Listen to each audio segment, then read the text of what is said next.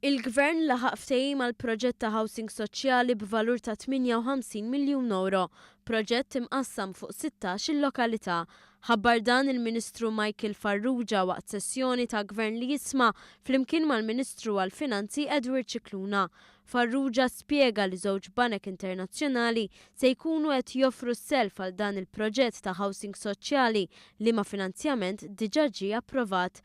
Barra minn dan għaddejjin diskussjonijiet ma' żewġ banek lokali biex persuni li huma fil-lista biex jakkwistaw post tal-housing ikunu jistgħu jieħdu s-self kollu mill-bank.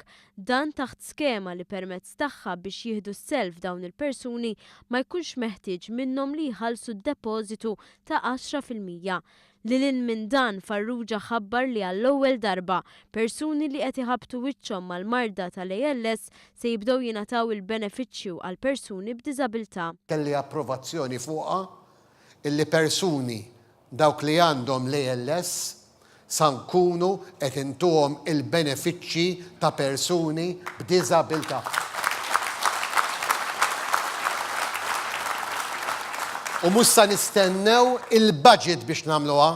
Min-naħa tiegħu il-Ministru għall-Finanzi Edward Cicluna qal li dawk l-irġiel li se jerġgħu jidħlu lura fid-dinja tax-xogħol wara nuqqas ta' 5 snin u iktar se jibdew igawdu minn inċentiv fuq it-taxxa, miżura li qabel kienet għan-nisa biss. Cicluna saħaq li dan il-Gvern għandu viżjoni u jrid jara li l-ġid li nħoloq jilħaq lil kulħadd.